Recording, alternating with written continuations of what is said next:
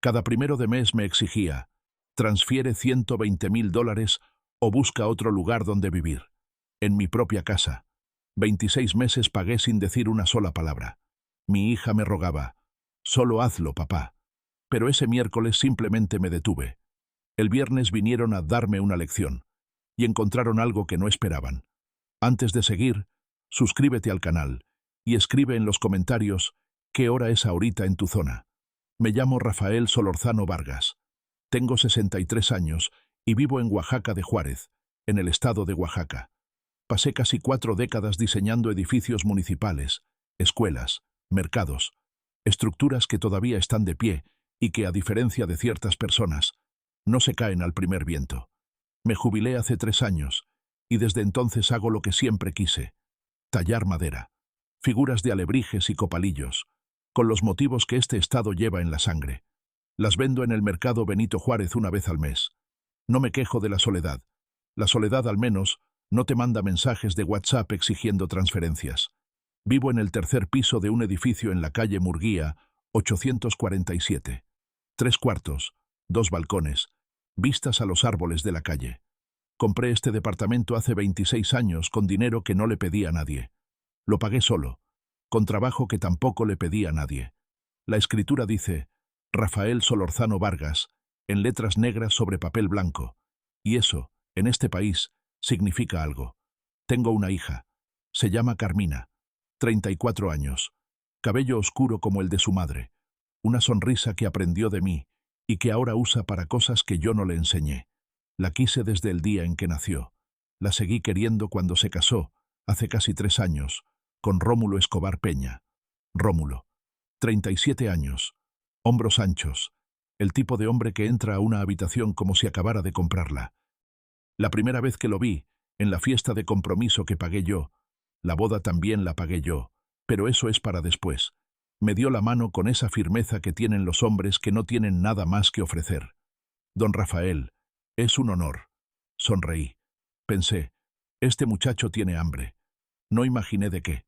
Los primeros meses después de la boda fueron normales. Carmina y Rómulo rentaban un departamento en la colonia Reforma, al norte del centro. Llamaban los domingos. Venían a comer cada 15 días. Rómulo traía cerveza y yo la aceptaba, aunque no me gusta mucho la cerveza. Era lo correcto. Entonces, Rómulo perdió el trabajo. Una empresa de importaciones donde, según él, era gerente de área. No sé qué área. Tampoco sé qué gerenciaba. Lo que sí supe es que un martes por la tarde, Carmina me llamó llorando para decirme que no podían pagar el mes siguiente de renta. Papá, es que de repente, tú sabes cómo está la situación. No sé cómo está la situación. Sé cómo está mi cuenta bancaria. Pero uno es padre. Les transferí 12.000 pesos esa vez. Solo para la renta. Un gesto. Punto final. 2 semanas después vinieron a cenar y antes de que yo sirviera el mezcal, Rómulo dijo con esa voz de hombre acostumbrado a que le digan que sí: Don Rafael, mientras yo resuelvo lo del trabajo, ¿no tendría inconveniente en que nos quedáramos aquí un tiempo? Miré a Carmina. Ella miró el mantel. Un tiempo, dije yo. Un tiempo, repitió él. No definimos cuánto. Ese fue mi primer error. Se instalaron en el cuarto que yo usaba como estudio. Saqué mis planos, mis libros de arquitectura, mis herramientas de tallado, y los acomodé en el closet de mi recámara como si fueran culpables de algo. En 2 semanas, la sala ya tenía el control remoto del lado de Rómulo, y el refrigerador tenía cosas que yo no había comprado. No dije nada. Uno es padre. Uno espera. Pasó un mes, y Carmina me preguntó, con esa voz de niña que ya no tenía edad de usar, si podría apoyarlos mientras Rómulo acomodaba lo del trabajo. ¿Cuánto necesitan?, pregunté. Como $120.000, papá, para rentar algo decente mientras tanto. Hice el cálculo en silencio. Mi pensión mensual más las consultorías me dejan alrededor de 45.000 pesos al mes. Le transferí los 120.000 pesos sin decir una palabra. Pensé, es un préstamo. Pensé, lo van a devolver. Pensé muchas cosas que resultaron ser completamente falsas. El mes siguiente, antes de que yo dijera nada, llegó el mensaje de Rómulo al teléfono. Don Rafael, ya es primero. Eso fue todo. Ya es primero. Como si yo fuera una fecha en el calendario. como si tener 63 años, haber construido esta ciudad ladrillo por ladrillo y haber pagado la boda de tu hija, te convirtiera en una obligación mensual. Transferí. El tercer mes, lo mismo. El cuarto, lo mismo. Para el quinto mes, ya no me decía Don Rafael, me decía Rafael. Para el octavo, llegó el mensaje sin saludo. Transfiere. Y yo transfería. ¿Por qué? Porque Carmina me mandaba un mensaje justo después, siempre el mismo tono, siempre esa voz suave que aprendió a usar conmigo. Papá, gracias. Ya sabes que en cuanto Rómulo resuelva lo del trabajo te lo regresamos todo. Y yo pensaba, es mi hija, es mi sangre, no es ella. Me equivoqué en eso también. Así pasaron meses. 1, 2, 10, 20. El trabajo de Rómulo nunca se resolvió. Cada mes, puntual como la luna, llegaba el mensaje. Cada mes, yo transfería 120.000 pesos y guardaba la comprobante en una carpeta que fui llenando con la paciencia de quien lleva registros desde antes de que existieran las apps bancarias. Una hoja de cálculo, una columna de fechas relativas, una columna de montos. Todo cuadrado, todo documentado, todo mío. Nunca dije nada porque quería ver hasta dónde llegaban. Llegaron lejos. Al mes 26 llegó el mensaje. Pero ese mes fue diferente. Ese mes, Rómulo no escribió «transfiere». Escribió algo que no esperaba, aunque ahora que lo pienso, tendría que haberlo esperado desde el principio. Escribió «transfiere los 120.000 dólares o busca otro lugar donde vivir». Leí el mensaje 2 veces. 3. Lo dejé sobre la mesa de trabajo, entre una figura de jaguar a medio tallar y una taza de café que ya estaba fría. Me asomé al balcón. Oaxaca estaba abajo, con sus árboles y su sol de mediodía, y sus 800 años de gente, que ha sobrevivido cosas mucho peores que un yerno con delirios de grandeza. Y entonces, por primera vez en 2 años, me sonreí solo, no de alegría, de reconocimiento, como cuando un arquitecto ve aparecer la primera grieta en una estructura que sabe que va a colapsar. No es sorpresa, es confirmación. Él acababa de decirme exactamente lo que yo necesitaba escuchar. Déjeme contarle cómo fue el 6.º mes. Rómulo llevaba 6 semanas viviendo en mi casa y ya había aprendido que yo no discuto en voz alta. Le tomó menos tiempo del que pensé. Era sábado. Yo estaba tallando en la sala. Había vuelto a sacar mis herramientas del closet porque el estudio seguía ocupado. Y él entró con una bolsa de frituras y el teléfono en la mano, como si la sala fuera su sala, el departamento su departamento, y yo un mueble que venía incluido. Se sentó frente a la televisión sin decirme nada. Puso un partido de fútbol sin preguntarme nada. Subió el volumen 3 rayas. Yo seguí tallando. A los 10 minutos entró Carmina con 2 vasos de agua. Para los dos, no para mí. Y vi cómo le guiñaba el ojo a Rómulo. Ese guiño de, ya ves, no dice nada. Y él sonrió con la comisura derecha solamente. Esa media sonrisa de alguien que acaba de ganar una apuesta. En ese momento entendí que no era la primera vez que apostaban. Retrocedo un poco más. El día de la boda de Carmina, hace casi 3 años, yo pagué 380.000 pesos. Salón, catering, flores, música, el vestido que ella eligió 3 veces antes de quedarse con el primero. No me quejé. Era mi hija. Era su día. Rómulo llegó a la boda con sus padres, gente de Puebla, correcta, callada, y durante la recepción brindó frente a todos diciendo que yo era el mejor suegro del mundo. La sala aplaudió. Yo alcé mi copa. Carmina me abrazó. Nunca volvió a abrazarme así. No lo noté de golpe.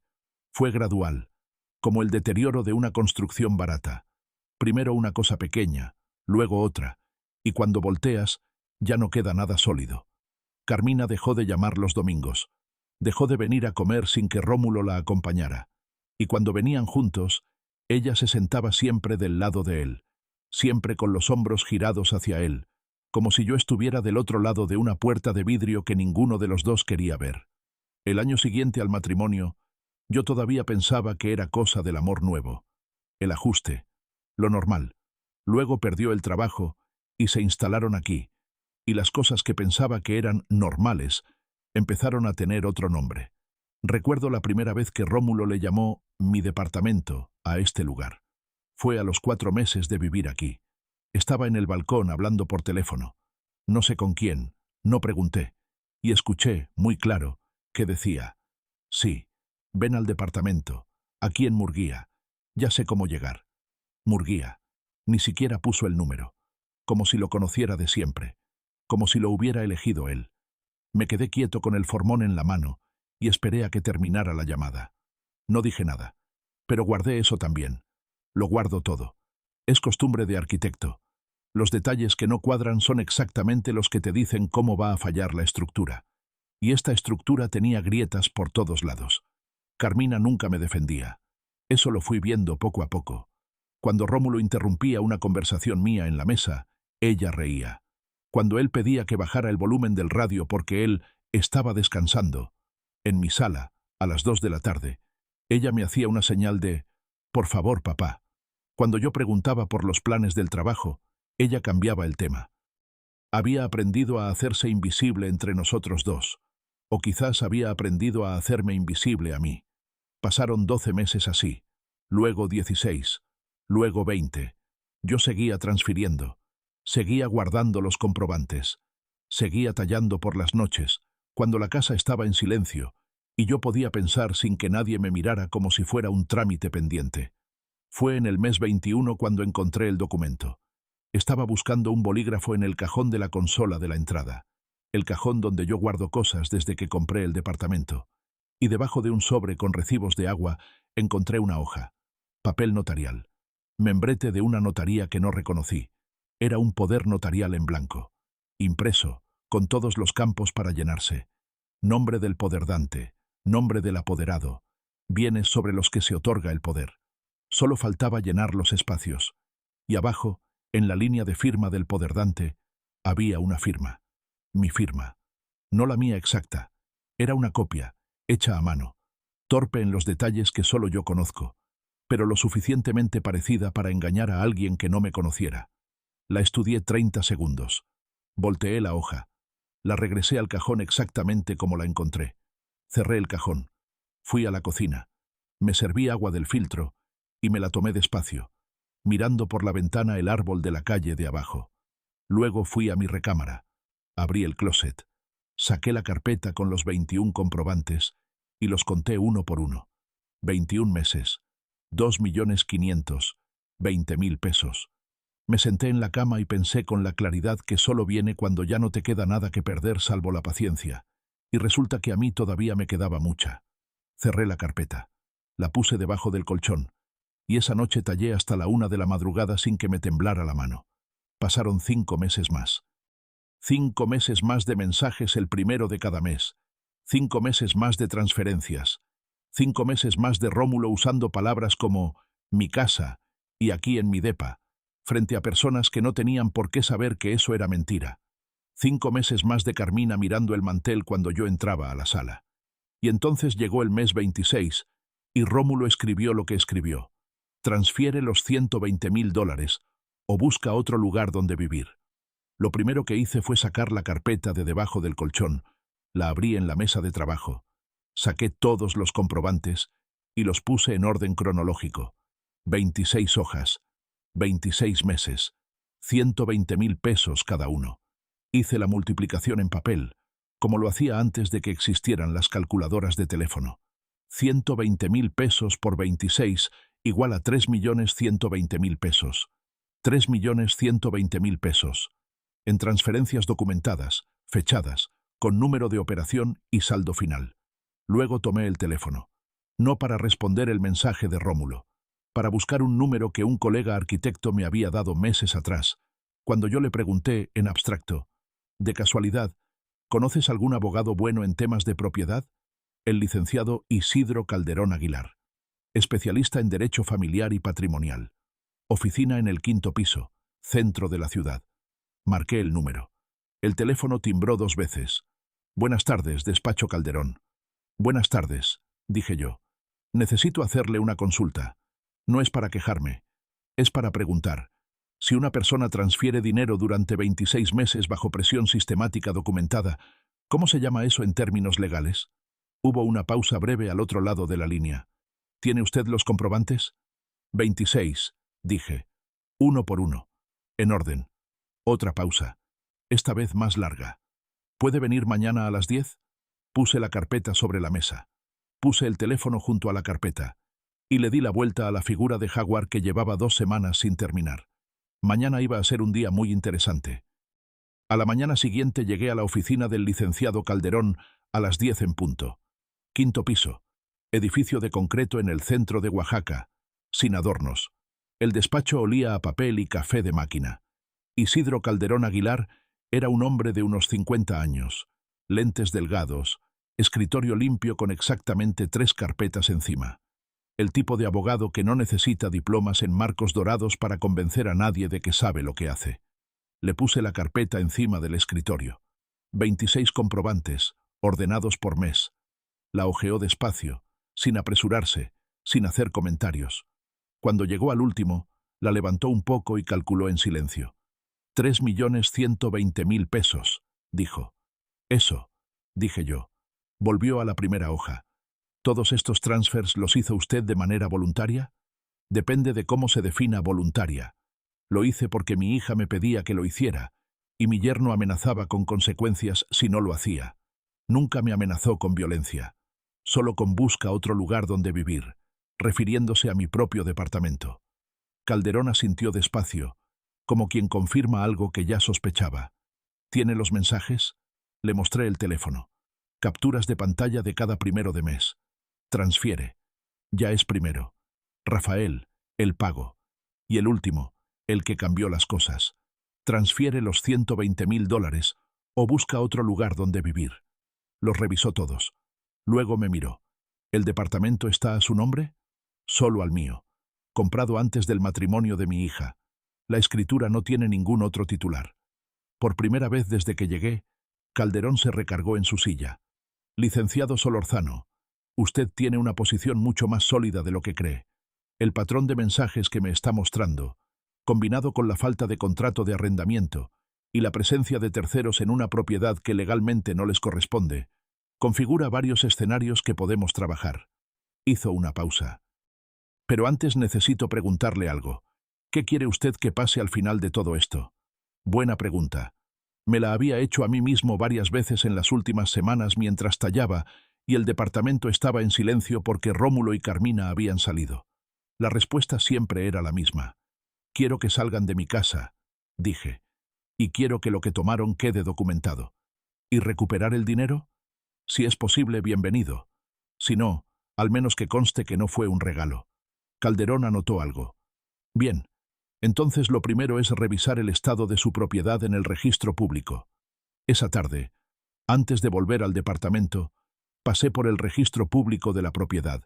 Solicité la constancia de situación registral del inmueble en Murguía, 847. Me la dieron en 20 minutos.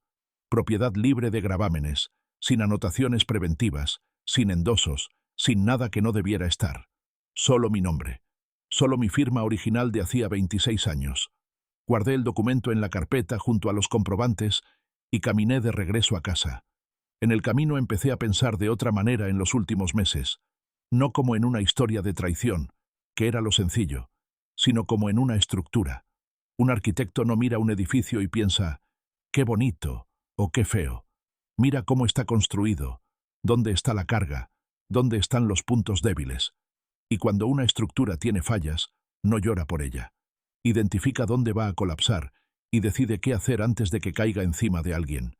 Esta estructura tenía fallas por todos lados, solo que yo había tardado demasiado en leerlas. Llegué al departamento. Rómulo estaba en la sala con el teléfono, como siempre. Carmina estaba en la cocina. El olor a guiso llenaba el lugar. Ella cocinaba bien, eso era cierto, y en otros tiempos hubiera sido una razón para sentarse a la mesa con gusto. Rómulo no levantó la vista cuando entré. ¿A dónde fuiste? A caminar, dije. Fui a mi cuarto y saqué la constancia del registro. La puse junto a la escritura original en el cajón del buró, bajo llave. Al día siguiente, Calderón me llamó a media mañana. Licenciado, hay algo que necesita saber. Para que un tercero pueda reclamar derechos sobre una propiedad donde vive, normalmente necesita demostrar que contribuyó a su adquisición o que existe un contrato. Ninguna de las dos cosas aplica aquí. Pero hay una vía que su yerno podría intentar usar. Si logra que su hija firme algún documento afirmando que el inmueble forma parte del patrimonio conyugal, puede generar ruido legal, aunque no tenga fundamento. ¿Cuánto ruido? Suficiente para demorar un proceso de desocupación varios meses. No ganarlo, pero sí complicarlo. Me quedé callado un momento. ¿Qué me recomienda? Que actualice su testamento antes de que eso ocurra, y que lo haga pronto. 2 días después fui a la Notaría Pública número 14, en Macedonio, Alcalá. La licenciada Estela Montes Ríos me recibió puntual. Mujer de unos 55 años, cabello recogido, vocabulario preciso, el tipo de persona que no usa 2 palabras cuando una alcanza. Le expliqué la situación en términos concretos. Escuchó sin interrumpir. Tomó notas.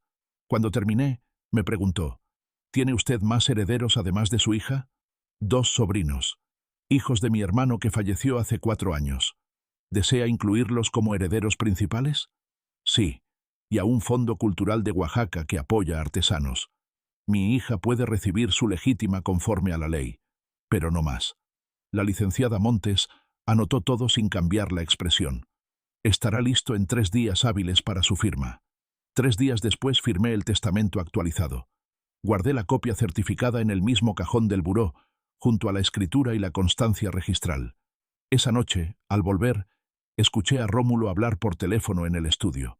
No pude distinguir las palabras, pero sí el tono. El de alguien que está coordinando algo. Colgó cuando escuchó mis pasos en el pasillo. Al día siguiente, llegué al departamento a media tarde y Rómulo estaba en la sala con un hombre que yo no conocía. 30 y tantos años, ropa casual, una libreta en la mano. Rafael, dijo Rómulo con esa sonrisa suya de vendedor. Él es un conocido que entiende de bienes raíces. Está dando una vuelta. El desconocido me extendió la mano. Buenas tardes. Le di la mano. Lo miré a los ojos de alguien que está midiendo, calculando metros cuadrados, valuando. ¿Valuador de qué? Pregunté. Rómulo no respondió. El hombre tampoco. Me fui a la cocina, me serví agua, y desde ahí escuché cómo el desconocido caminaba por el departamento. Abrió la puerta del balcón. La cerró. Se quedó un momento en el corredor. Cuando salieron, Rómulo dijo, «Luego te explico». No le pedí que me explicara. Ya sabía suficiente. Llegó el 1 del mes siguiente, un miércoles. Amanecí temprano, como siempre. Preparé café, saqué las herramientas y me senté a la mesa de trabajo con una figura de copalillo que llevaba días sin avanzar. Un tlacuache, animal que, si no lo saben, se hace el muerto cuando no tiene otra salida, y luego sigue su camino cuando nadie lo está viendo. No fue intencional la elección. ¿O sí? Ya no lo sé. A las 9:14 llegó el mensaje de Rómulo. Transfiere. Una sola palabra. Sin buenos días. Sin por favor. Sin nombre. Solo el imperativo. Directo. Como quien le habla a una máquina expendedora. Lo leí. Puse el teléfono boca abajo sobre la mesa. Seguí tallando. A las 10:03 llegó el segundo mensaje. ¿Ya viste mi mensaje? No respondí. A las 11:15, un tercero. Rafael. Solo mi nombre. Como marca de urgencia. Como si nombrarte fuera ya una orden. Seguí tallando. A las 12:30 sonó la llamada. Tomé el teléfono, respiré una vez y contesté. «Bueno», dije. «¿Ya viste los mensajes o qué?» La voz de Rómulo tenía ese tono de irritación controlada que usa cuando quiere sonar tranquilo pero no puede. «Sí», dije. «Los vi». 3 segundos de silencio. «¿Y?» «Y nada», dije. «Buenos días», colgué. Me quedé viendo el teléfono unos segundos. Luego lo puse boca abajo otra vez y seguí con el tlacuache. Así de sencillo fue. No hubo un momento dramático. No hubo un discurso que me dijera a mí mismo en el espejo. No hubo música de fondo. Solo un miércoles en la mañana, un café ya frío y la decisión de no mover un dedo más para sostener un sistema que nunca debí haber tolerado. A las 3 de la tarde llegó Carmina. Entró sin tocar. Llevaba meses sin tocar antes de entrar. Eso también lo había anotado mentalmente. Y se quedó parada en el pasillo con esa expresión que le conozco desde que era chica. La de cuando quiere algo y no quiere pedirlo directamente. «Papá». Carmina. Se acercó a la mesa. Miró la figura sin mirarla de verdad. ¿Por qué no has transferido? Porque no voy a transferir, dije, sin levantar la vista del copalillo. Papá, por favor, no empieces. Rómulo está muy molesto y no necesitamos este drama. Levanté la vista. La miré. Vi a mi hija de 34 años, que cuando tenía 8 me seguía por toda la obra donde yo trabajaba y me preguntaba para qué servía cada herramienta. Vi a la misma persona que en algún punto de los últimos 3 años decidió que era más fácil empujar hacia mi lado que pararse en medio. Carmina, dije, ya tomé una decisión, sobre varias cosas. Ella frunció el ceño. ¿Qué decisión? Ya la van a conocer, dije. No hoy, pero pronto. Se quedó callada un momento. Luego intentó otra vez. Papá, solo esta vez, ¿sí? Ya después Rómulo resuelve lo del trabajo y... Carmina. La interrumpí, suave pero claro. Ya. Salió sin decir más. Escuché la puerta del estudio cerrarse. Me levanté. Fui al buró. Saqué la carpeta de 26 comprobantes. Los fotografié uno por uno con el teléfono, cuidando que cada número de operación quedara legible. Luego abrí la conversación de WhatsApp con Calderón y los mandé todos, imagen por imagen, con un mensaje al final. Ya están completos. Avíseme cuando pueda recibirlos en físico. Al día siguiente fui al banco. La ejecutiva de cuentas se llamaba Fernanda, una chica joven con lentes y voz eficiente. Le expliqué lo que necesitaba. Modificar las condiciones de mi cuenta para que cualquier transferencia superior a 50.000 pesos requiriera mi presencia física en sucursal con identificación. Ninguna transferencia telefónica, ninguna por AP, ninguna autorización remota por encima de ese monto. Fernanda tecleó durante 3 minutos. ¿Hay alguna razón específica, señor Solorzano, o es solo por seguridad? Solo por seguridad, dije. Firmé el formulario. Salí del banco con el comprobante del cambio en la bolsa del saco. En la calle, antes de tomar el camino de regreso, me detuve en una papelería y compré una carpeta nueva, más grande. La anterior ya estaba llena. Esa tarde, mientras tomaba café en la cocina, escuché a Rómulo hablar por teléfono en el cuarto. Intenté no prestar atención. Entonces escuché, claro, su voz bajando un poco de volumen como cuando alguien cree que no lo escuchan, pero no lo está haciendo bien. Ya lo intentamos por las buenas. El viejo cree que con no transferir ya ganó algo. Hay que ayudarle a entender cómo funciona esto. Silencio. Escuchaba la respuesta. El viernes. Sí. Tráete a Gerardo. Otro silencio. No. No va a hacer nada. Ya lo conocemos. Colgó. Me quedé quieto con la taza en la mano. El café todavía estaba caliente. Ya lo conocemos, había dicho. Como si conocerme durante 2 años de transferencias mensuales significara conocerme de verdad. Como si la persona que lleva meses sin decir nada fuera la misma persona que no tiene nada que decir. Error de cálculo. Comprensible, pero error al fin. Puse la taza en el fregadero. Fui a mi cuarto, saqué el teléfono y marqué a Calderón. Licenciado, acabo de escuchar que planean venir el viernes a tener una conversación. Conmigo. Con refuerzo. Una pausa. ¿Cuántas personas? Al menos 3. Incluido el que vino la semana pasada haciéndose pasar por conocido. ¿Tiene cámaras en el departamento? Todavía no. Para el viernes necesita tenerlas. Y necesita que el aviso de desocupación esté preparado. Otra pausa. ¿Quiere que lo tengamos listo para esa fecha? Lo pensé exactamente 2 segundos. Sí. Y una cosa más. ¿Puede usted estar disponible por teléfono el viernes en la tarde? ¿A qué hora? A partir de las 7. Ahí estaré. Colgué. Me senté en la cama. Afuera, Oaxaca seguía siendo Oaxaca. El ruido sordo de la ciudad. El olor a copal que a veces sube desde algún patio cercano. La luz naranja de las 6 de la tarde entrando por las persianas. Pensé en el valuador que caminó por mis cuartos midiendo con la vista. Pensé en el poder notarial con mi firma mal copiada. Pensé en Rómulo diciéndole a alguien, ya lo conocemos, como si fuera una ventaja. Y pensé, 3 días. Tengo 3 días para preparar lo que ellos no esperan encontrar. Un arquitecto nunca construye sin cimentar primero. Y yo llevaba semanas echando el concreto. El viernes iban a pisar terreno mío. Al día siguiente de escuchar esa llamada, me levanté antes de que amaneciera. No por nervios, por costumbre. Cuando uno ha pasado décadas revisando obras a primera hora, El cuerpo aprende que las cosas importantes se hacen con luz temprana, antes de que el mundo empiece a meter ruido. Me preparé café, saqué la figura del tlacuache que había dejado a medias y la puse sobre la mesa de trabajo. La miré un momento, luego la cubrí con un trapo y saqué en cambio la libreta donde apunto cosas que no quiero olvidar. Esa mañana la lista era corta pero precisa. Primero, la notaría. Segundo, Calderón. Tercero, el electricista. Llamé a Calderón a las 8. Él contestó al segundo timbre, lo que me dijo que ya estaba en su escritorio. Le conté lo que había escuchado la noche anterior, palabra por palabra. El viernes, tráete a Gerardo. Ya lo conocemos. Hubo una pausa breve al otro lado. ¿Tiene usted papel y pluma? Siempre. Entonces escríbase esto. Acta de hechos. Es un instrumento notarial que fija hechos con fecha y firma certificada.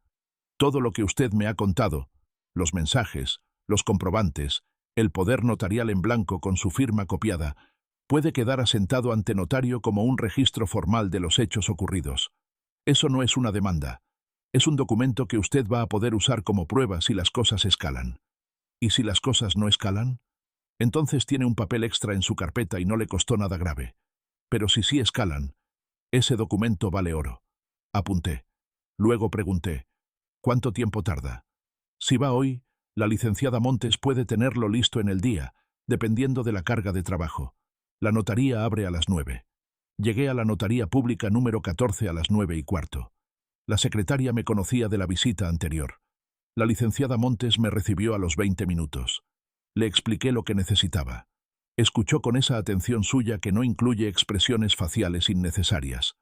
¿Tiene los comprobantes físicos? Los tengo aquí.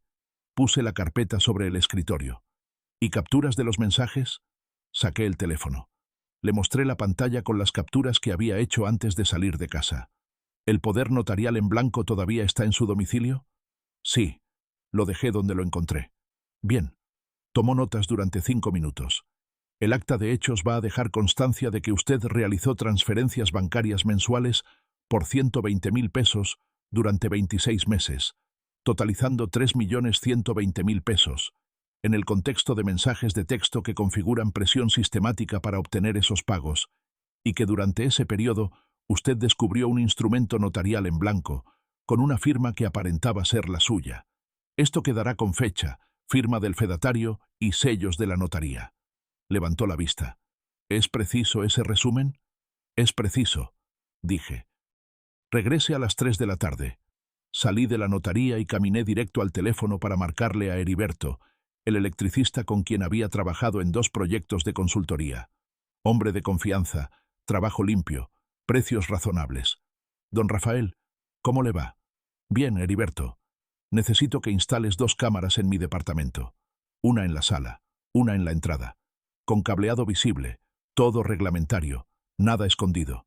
¿Puedes mañana? Mañana en la tarde, sin problema. ¿Qué marca quiere? La que funcione. Que quede grabando y que tenga respaldo en nube. Listo, don Rafael. Le hago un estimado de 3.800 pesos por los 2 equipos con instalación. Perfecto. A las 4 te espero. Regresé a casa a mediodía. Carmina estaba en la cocina. Rómulo no estaba. Habría salido. No pregunté a dónde. Comimos sin decir mucho. Carmina me preguntó si quería más frijoles. Le dije que sí. Eso fue toda la conversación del mediodía. A las 3 en punto estaba de regreso en la notaría. La licenciada Montes me entregó el acta de hechos. 4 páginas. Membrete oficial. Sello de la notaría pública número 14. Firma de fedatario. Todo lo que había pasado en los últimos 26 meses, reducido a lenguaje jurídico preciso y frío como debe ser. La guardé en la carpeta junto a los 26 comprobantes, la escritura y la constancia registral. La carpeta ya empezaba a pesar. Al día siguiente llegó Heriberto a las 4 de la tarde con sus herramientas y 2 cámaras en caja. Instaló la primera en la esquina superior de la sala, con vista a la puerta de entrada y a los sillones. La segunda, en el pasillo junto a la puerta principal, apuntando hacia adentro. Cables peinados, fijaciones limpias, nada improvisado. ¿Las probamos?, preguntó Heriberto. Abrí la aplicación en el teléfono. Las 2 cámaras aparecieron activas, imagen nítida, ángulo completo. Le di los $3.800 en efectivo y le agradecí. Cuando se fue, me quedé parado en la sala mirando la esquina donde había quedado la cámara. Pequeña, discreta, pero ahí, grabando. Rómulo llegó esa noche sin saber que la sala ya no era solo una sala. Para él, todo seguía igual. Para mí, había dejado de ser igual desde el miércoles. El jueves por la noche, pasadas las 8, me llegó el mensaje de Carmina. Papá, el viernes en la noche vamos a hablar. Todos juntos como familia. Lo leí 2 veces. Esa frase, todos juntos como familia, en boca de alguien que lleva meses tratando a su padre como una extensión del presupuesto doméstico, tiene una ironía que casi duele de tan transparente. Respondí, está bien. Nada más. 2 palabras. Guardé el teléfono y llamé a Calderón. Licenciado, es para mañana. ¿Tiene todo listo? Las cámaras están instaladas. El acta de hechos está firmada. El testamento está actualizado. ¿El aviso de desocupación? ¿Puede tenerlo listo para mañana? Una pausa de 3 segundos. Lo tendré firmado y sellado mañana a mediodía. Pásese por la oficina antes de las 2. Ahí estaré. Rafael. Su voz bajó un tono. Si mañana la situación se pone fuera de control, no intente manejarlo usted solo. Marque el 911 sin pensarlo 2 veces. Ya lo tenía contemplado, dije. Colgué. Fui al buró, saqué la carpeta, saqué la copia del aviso de desocupación que Calderón me había mostrado en borrador. Lo leí completo, aunque ya me lo sabía casi de memoria. Luego lo guardé, apagué la luz y me quedé escuchando el silencio del departamento. Al otro lado del pasillo, Rómulo y Carmina dormían en mi estudio, en mi cama, en mi casa, en mi ciudad. El viernes ya tenían hora. El viernes recogí el aviso de desocupación en el despacho de Calderón a la 1:30 de la tarde.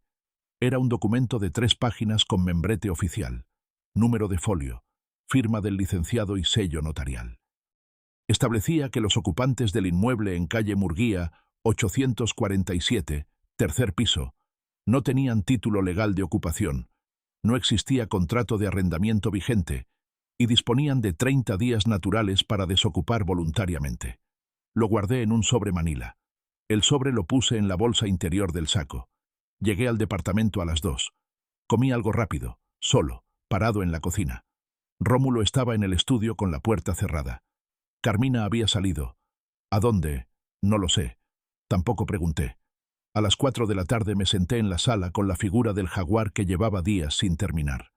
Un jaguar en posición de reposo, con los cuartos traseros abajo y la cabeza levantada. No atacando, solo observando. Ese era el punto. Fui tallando despacio mientras la tarde avanzaba. Las cámaras en los rincones grababan en silencio.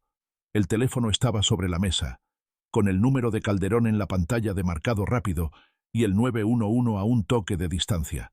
El sobre manila estaba en la bolsa del saco, que colgaba del respaldo de la silla. A las 7:20 llegó Carmina. Entró sin tocar, como siempre, pero esta vez traía ese paso acelerado de quien está siguiendo un plan que ensayó.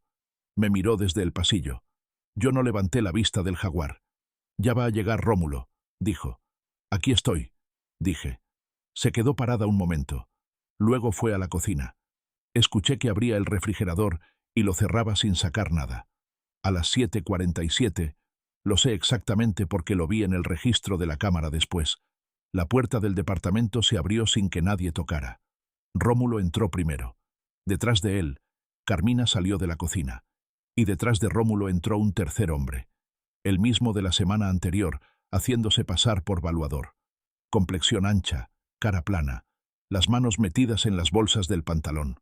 Rómulo se plantó en el centro de la sala. Levantó la barbilla ligeramente y habló con el tono de quien tiene un discurso preparado. «Mira, viejo, creíste que con no transferir ya te saliste con la tuya.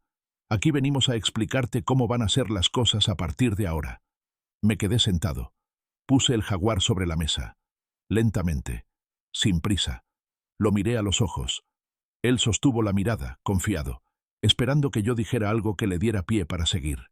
Carmina estaba detrás de él, con los brazos cruzados, mirando el piso. «Rómulo», dije, con la voz que uso cuando ya no queda nada que discutir. «Estás en mi departamento sin permiso. Tienes 10 segundos para salir». Se escuchó un silencio tan completo que casi tenía peso. Luego, Rómulo se rió. No de alegría, de esa risa corta de quien cree tener el control. ¿10 segundos? ¿Me estás amenazando tú a mí? Dio un paso hacia la sala. Tomé el teléfono y marqué el 911. La cara de Rómulo pasó, en 2 segundos, de la condescendencia a la confusión. El hombre del fondo sacó las manos de las bolsas y retrocedió. Carmina levantó la vista del piso. «Emergencias. ¿Cuál es su situación?», dijo la operadora. «Buenas noches. Soy Rafael Solorzano Vargas. Vivo en calle Murguía 847. Tercer piso, Colonia Centro, Oaxaca. Hay 3 personas en mi domicilio sin autorización y una de ellas acaba de amenazarme. Solicito presencia policial. ¿Hay violencia física en este momento? No. Solo amenazas verbales y negativa a retirarse. Unidad en camino, señor. No cuelgue». Rómulo abrió la boca. La cerró.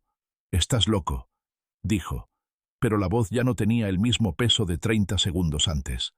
«Siéntate si quieres», le dije. «La policía llega en minutos, y aquí hay 2 cámaras grabando desde que entraste sin tocar». Rómulo giró la cabeza hacia la esquina de la sala. La cámara estaba exactamente donde él miraba, con su luz roja de grabación activa. Sus ojos se detuvieron 3 segundos. Lo vi parpadear 2 veces, con la expresión de quien acaba de meter el pie en un escalón que no esperaba. Gerardo ya había retrocedido hasta el marco de la puerta. No dijo una sola palabra en todo el tiempo que estuvo ahí. Carmina tenía los brazos cruzados, los hombros hacia adentro, los ojos moviéndose entre Rómulo y el piso.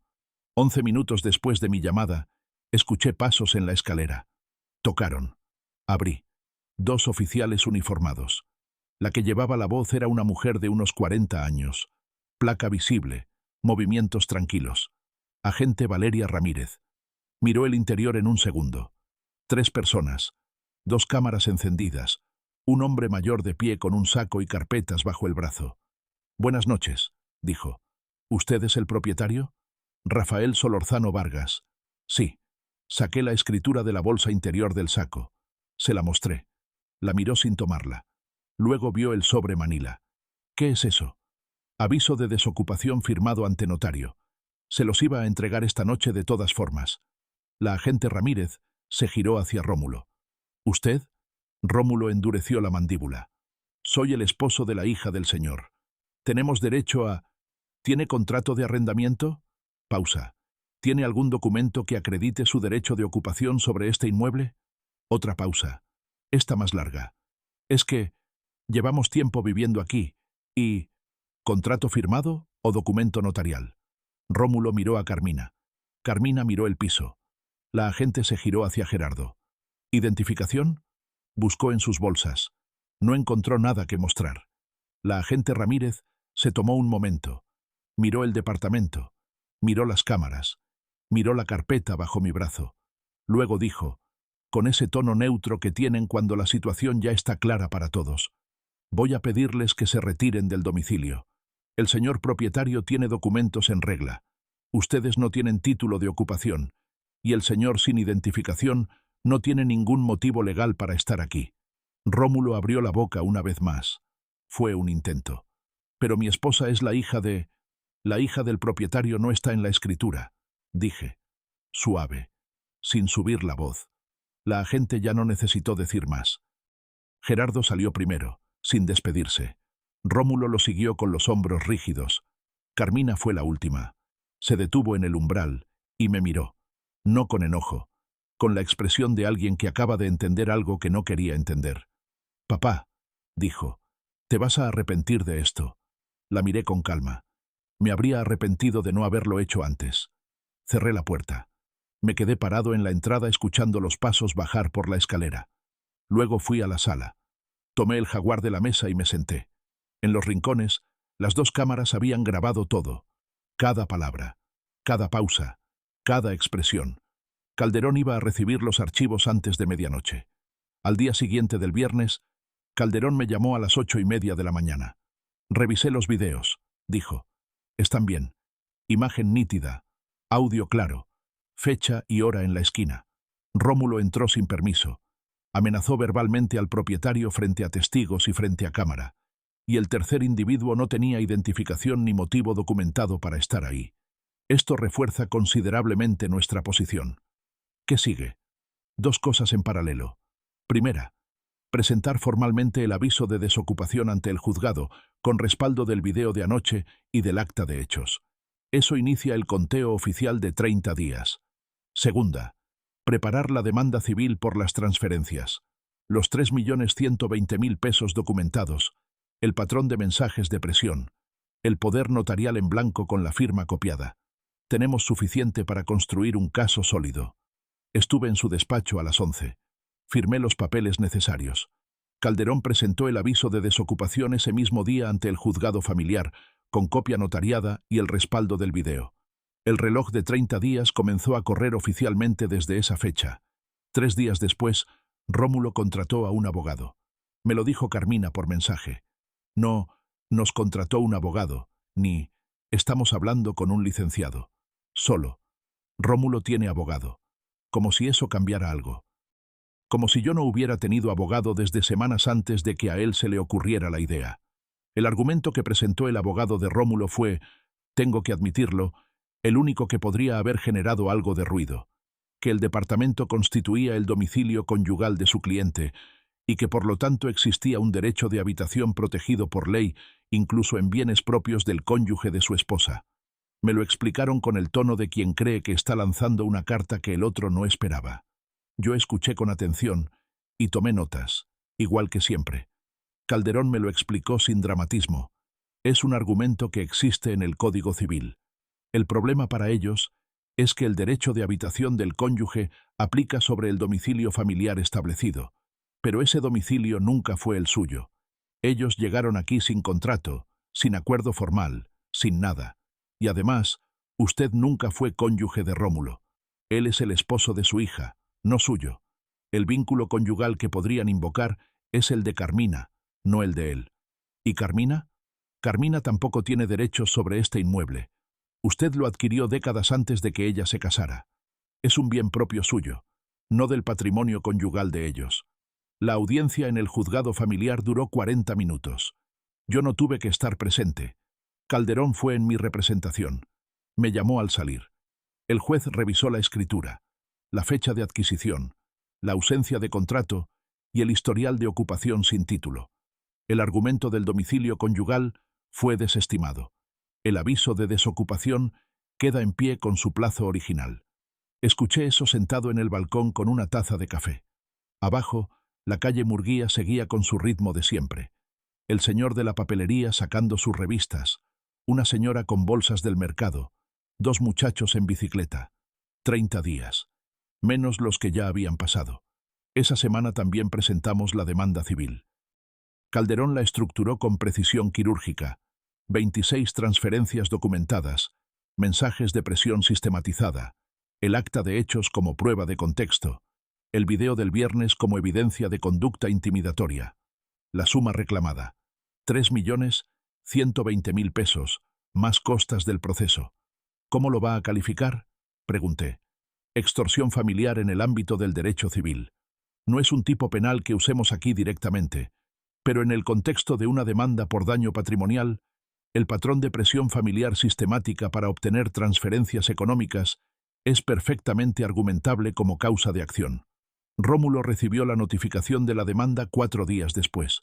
Carmina me llamó esa misma tarde, no con el tono de siempre, sin el suavizante de «papá, por favor», sin el rodeo, esta vez con una voz que sonaba como alguien que acaba de leer algo que no esperaba encontrar. «¿Por qué no me avisaste que ibas a demandar?» «Porque no eres parte de la demanda», dije. «La demanda es contra Rómulo». Silencio. Escuché que estaba en la calle, con el ruido de fondo de los coches y algo que sonaba como un mercado cercano. Me pregunté si Rómulo estaba al lado o si ella había salido sola a llamarme. Por el tono, apostaba a que había salido sola. Rómulo quiere que yo firme una carta diciendo que las transferencias fueron voluntarias. Un regalo tuyo. Lo pensé 2 segundos. Carmina, si firmas eso, te conviertes en parte del problema legal. Ese documento haría que tú también fueras responsable de haber participado en la presión. Tu nombre quedaría en el expediente. Otro silencio, más largo. ¿Me estás diciendo que no firme? Te estoy diciendo lo que pasa si firmas. Tú decides. Colgué. Puse el teléfono sobre la mesa y seguí con la figura que tenía entre manos. El jaguar que había empezado el viernes antes de que llegaran. Todavía le faltaban las patas traseras. 2 días después, Carmina me llamó de nuevo. Esta vez sin mensaje previo, sin preparación, sin Rómulo al fondo. Papá, Carmina, ¿qué me va a pasar a mí en todo esto? Era la primera vez en meses que me preguntaba algo directamente, sin rodeos, sin el tono de quien ya sabe la respuesta y solo quiere confirmación. A ti no te pasa nada si no firmas nada que no sea verdad, dije. La demanda es contra Rómulo. Tú no participaste directamente en los mensajes de presión. Esos eran suyos. Lo que tú mandabas eran mensajes pidiéndome que transfiriera, pero eso es distinto legalmente. Escuché que respiraba despacio. ¿Tú lo sabías desde el principio? Dijo. ¿Todo esto lo tenías planeado? Lo pensé un momento.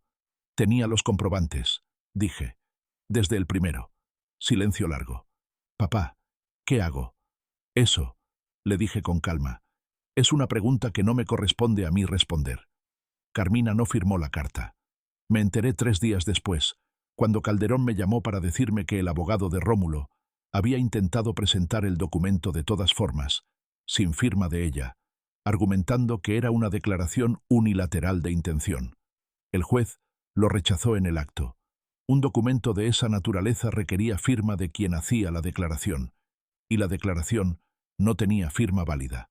Rómulo llevaba 2 semanas sin hablarme directamente.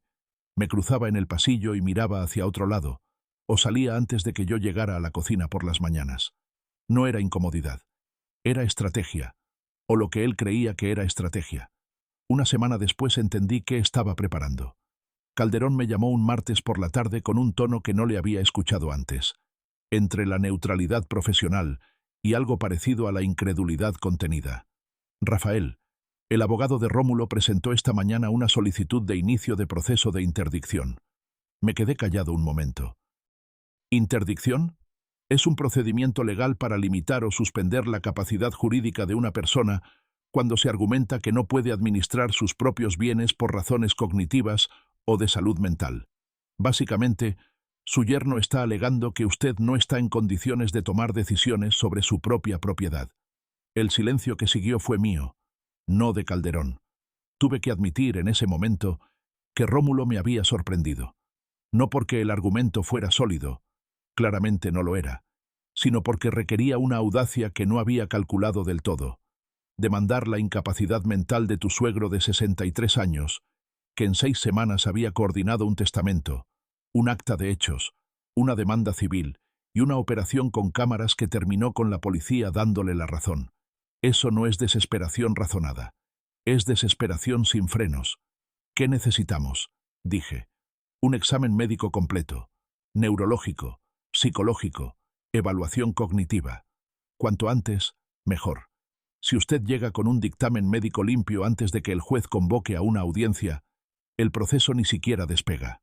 Al día siguiente, a las 9 de la mañana, estaba en una clínica privada en la colonia Reforma.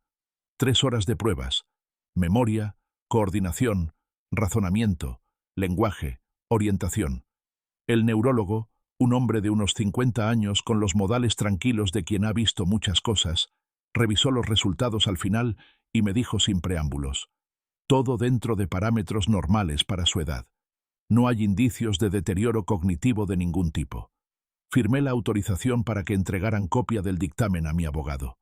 2 días después, en la notaría número 14, la licenciada Montes me recibió junto con 2 testigos independientes, un vecino del edificio de enfrente y una señora que trabajaba en una oficina del mismo edificio. Frente a ambos, firmé una actualización del testamento con una nota que establecía explícitamente que el otorgante se encontraba en pleno uso de sus facultades al momento de la firma, respaldado por dictamen médico reciente. La licenciada Montes estampó el sello sin comentarios. El dictamen médico y la copia del testamento actualizado llegaron al juzgado antes de que se fijara fecha de audiencia para la interdicción. El juez revisó el expediente y desestimó la solicitud sin necesidad de convocar a nadie. Proceso cerrado en menos de 2 semanas desde que lo abrieron. Le avisé a Calderón por teléfono. Él respondió con esa economía de palabras suya. Bien, eso nos deja con el proceso de desocupación y la demanda civil activos, y sin frentes nuevos abiertos. Esa misma semana, mientras Rómulo gastaba tiempo y dinero en un procedimiento que no llegó a ningún lado, yo hice algo completamente distinto. Saqué del closet la pieza que había estado tallando durante 4 meses. Una máscara de jaguar, tamaño mediano, con los colores tradicionales de alebrijes oaxaqueños: negro, turquesa, rojo ocre. Cada escama pintada a mano, cada trazo del hocico trabajado con formón fino. Era la pieza más elaborada que había hecho en años. La había empezado el día que encontré el poder notarial en blanco en el cajón. No por superstición ni por significado profundo, simplemente porque ese día necesitaba algo en qué concentrar las manos mientras la cabeza trabajaba en otras cosas. Resultó ser la pieza más cuidada que había producido en mucho tiempo. Un coleccionista de la Ciudad de México, con quien había intercambiado mensajes después de verme en el mercado Benito Juárez, me había preguntado meses atrás si tenía algo especial disponible. Le mandé fotos de la máscara. Respondió en 3 horas. ¿La tiene disponible? Ofrezco 28,000 pesos. Le dije que sí. Vino en tren el fin de semana siguiente.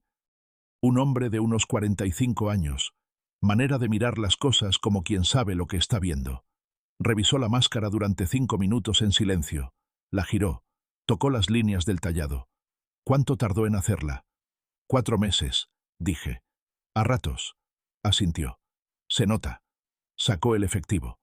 Guardé los 28,000 pesos en el cajón del buró. No los necesitaba con urgencia.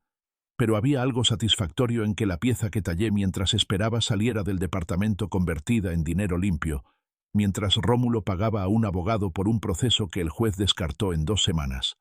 La semana siguiente, Calderón me citó en su despacho para revisar el estado del proceso de desocupación. «Quedan 12 días del plazo», dijo. «¿Han dado alguna señal de que vayan a salir voluntariamente?» «Ninguna. Entonces hay que preparar la solicitud de lanzamiento. Si al día 30 siguen ahí, presentamos la solicitud y el juzgado puede emitir la orden de desalojo forzoso con actuario judicial y fuerza pública». «¿Cuánto tarda eso?» «Una vez presentada la solicitud, entre 2 y 5 días hábiles para que el actuario se presente. Depende de la carga del juzgado». Salí del despacho a las 12:30. Caminé por Macedonio Alcalá hasta el Zócalo.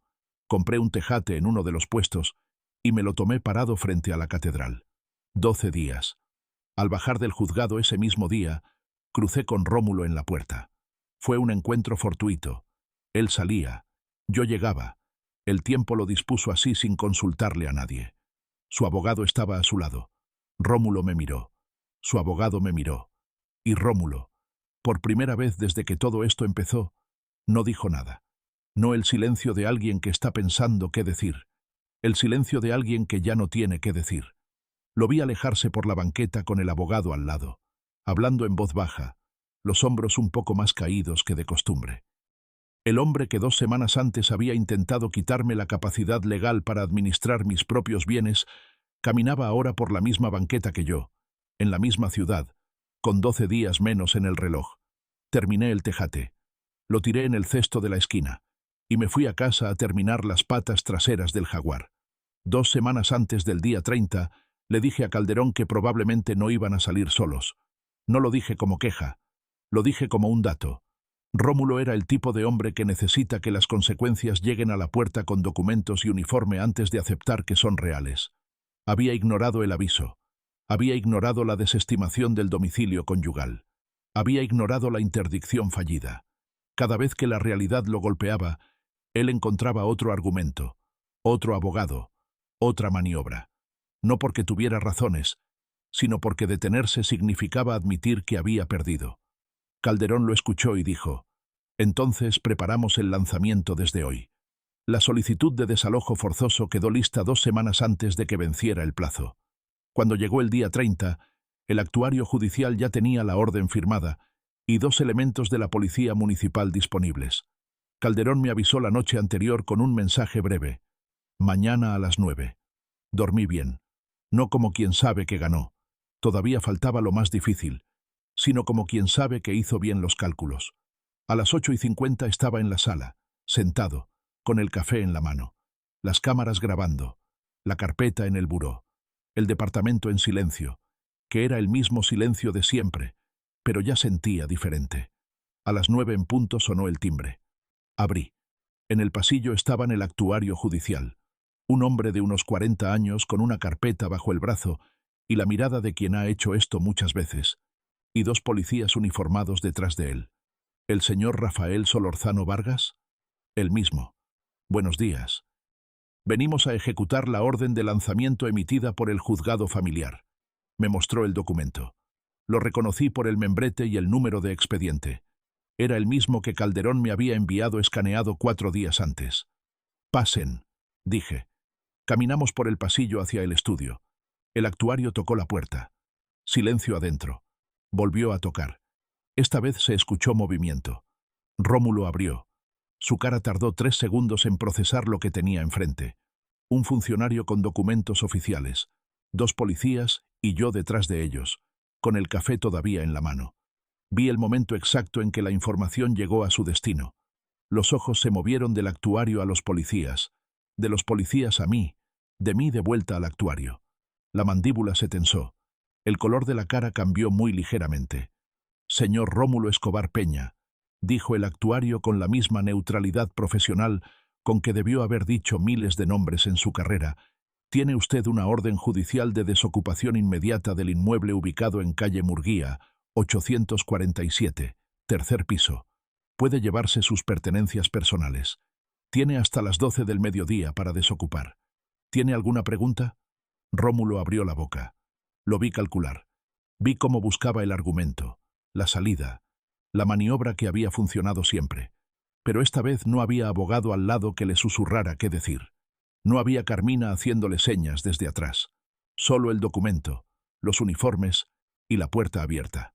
Llame a su abogado si lo desea, dijo el actuario. ¿Tiene tiempo? Rómulo sacó el teléfono. Marcó. Escuché 3, 4 timbres sin respuesta. Volvió a marcar. Esta vez contestaron. Escuché la voz del lado de él durante 1 minuto, con la respiración acelerada y palabras que iban subiendo de tono. Luego, el silencio. Luego colgó. Después supe por Calderón que el abogado de Rómulo le había dicho exactamente lo que era cierto, que la orden era válida, que el plazo de apelación había vencido, y que lo mejor que podía hacer era desocupar y buscar otra vía desde afuera. Carmina salió del estudio con los ojos ya rojos. No me miró al principio. Pasó directo a la cocina y empezó a sacar cosas del refrigerador, como si el movimiento físico le diera algo en qué concentrarse. Luego paró. Se quedó parada frente al fregadero con las manos apoyadas en la orilla y la cabeza un poco hacia abajo. Yo me quedé en el pasillo. No fui a hablarle. No era el momento para eso, y los dos lo sabíamos. Rómulo tardó 40 minutos en empacar. No tenía tanto. La mayor parte de lo que había en el departamento era mío, como siempre había sido. 2 maletas, una caja de cartón con cosas de la cocina, una bolsa de tela. Eso era todo lo que representaban 28 meses de ocupación. Cuando salió por el pasillo con la primera maleta, pasó junto a mí sin decir nada. En la segunda vuelta también. En la tercera, cuando ya llevaba la caja de cartón y era el último viaje, se detuvo. Me miró. No con el rencor que esperaba, con algo más parecido al cansancio. Suerte, dijo. Sin más. Yo lo miré.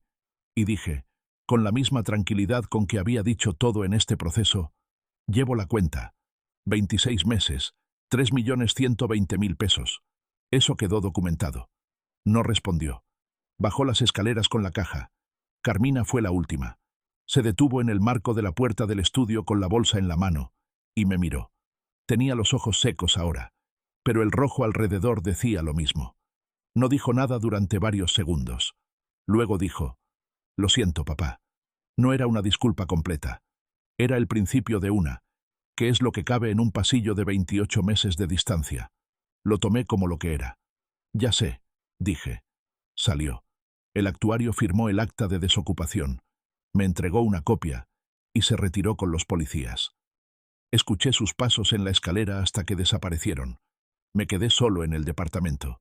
Fui al estudio, mi estudio, que había sido estudio de alguien más durante demasiado tiempo, y abrí la ventana. El aire entró con ese olor a madera y a calle mojada de la mañana. Me quedé ahí un momento, escuchando Oaxaca. Luego fui a la mesa de trabajo. Saqué la figura del jaguar que había terminado la noche anterior. Patas traseras, hocico, la postura final de reposo y alerta. Y la puse en el centro de la mesa. La miré. Estaba bien hecha. 4 meses de trabajo, a ratos, mientras pasaba todo lo demás. Fina en los detalles, firme en la estructura. Como debía ser. Esa tarde Calderón me llamó con voz que tenía un acento distinto al habitual. Rafael. El juzgado señaló fecha de audiencia para la demanda civil. Pero antes de eso, el abogado de Rómulo me contactó esta mañana. Quiere explorar un arreglo extrajudicial. Lo pensé 2 segundos. ¿Cuándo? Cuando usted quiera. Dígale que tiene 3 días para presentar una propuesta concreta. Si no hay propuesta en 3 días, seguimos con el proceso. La propuesta llegó al segundo día. Rómulo ofrecía 800.000 pesos en pagos a 3 años. Calderón me la presentó sin comentarios, esperando mi reacción. No, dije. 1.560.000 pesos. 18 meses. Pagaré notariado. Sin posibilidad de renegociación en caso de incumplimiento. Pasa directo a ejecución judicial. Calderón lo transmitió. Hubo silencio del otro lado durante un día completo. Luego aceptaron. La firma fue en la notaría número 14, con la licenciada Montes como fedataria. Rómulo llegó con su abogado. Yo llegué con Calderón. Nadie habló más de lo necesario. Rómulo firmó el pagaré sin leerlo en voz alta, con esa expresión de alguien que está tragando algo que no le sabe bien, pero que sabe que es lo único que queda. Carmina firmó por separado, en una segunda sesión, una declaración en la que asentaba que las transferencias realizadas por su padre durante 26 meses no habían sido donaciones voluntarias, sino pagos efectuados bajo presión sistemática. No le pedí dinero. Le pedí la verdad en papel con sello y firma. Eso, en un juzgado, vale más que cualquier cantidad. Cuando terminó de firmar, Carmina me miró un momento. Luego guardó su copia y se fue sin decir nada más. Eso también era correcto. 3 semanas después me llamó. Pidió que nos viéramos. Nos encontramos en el Café La Olla, en el centro. Ella llegó primero. Pedí un café de olla y me senté frente a ella. Habló durante 20 minutos. Que había tenido miedo. Que Rómulo sabía exactamente cómo hacerle creer que no tenía opciones. Que cuando todo empezó, ya no sabía cómo pararlo sin que todo se cayera. La escuché. No la interrumpí. No la absolvería. Eso no me correspondía. Pero tampoco iba a sumar más peso a lo que ya cargaba. Cuando terminó, le dije, no cierro la puerta, pero la llave la tienes tú. Ella asintió. Pagó su café. Se fue. Rómulo desapareció de Oaxaca unas semanas después. Por los rumores que llegan a través de conocidos comunes, encontró otra situación en Puebla. No me sorprendió. Los que viven a costa de otros raramente cambian de método. Solo cambian de dirección. Un sábado de principios de octubre me instalé en mi puesto del mercado Benito Juárez con las últimas piezas del mes. 2 coyotes pequeños, un armadillo y una tortuga de madera de copalillo que había tallado con calma durante las semanas anteriores. La tortuga la vendí al mediodía. Un hombre de unos 30 años, con acento del norte, la tomó en las manos y la miró despacio. ¿Qué representa?, preguntó. La miré un momento antes de responder. El que no se apresura, dije, llega primero. Pagó, la envolvió en papel de periódico y se fue entre la gente del mercado. Yo guardé el billete en la caja de madera, acomodé las otras piezas y me quedé mirando la calle Murguía desde lejos, que desde el mercado no se ve pero uno sabe dónde está. La carpeta con los 26 comprobantes seguía en el buró. Ya no la abriría más, pero tampoco la tiraría. Algunas cosas se guardan no para recordarlas, sino para no olvidar que uno fue capaz de contarlas. Si te gustó esta historia, por favor dale like a este video, suscríbete al canal y comparte tus impresiones en los comentarios. Para escuchar la siguiente historia, haz clic en el recuadro de la izquierda. Gracias por ver.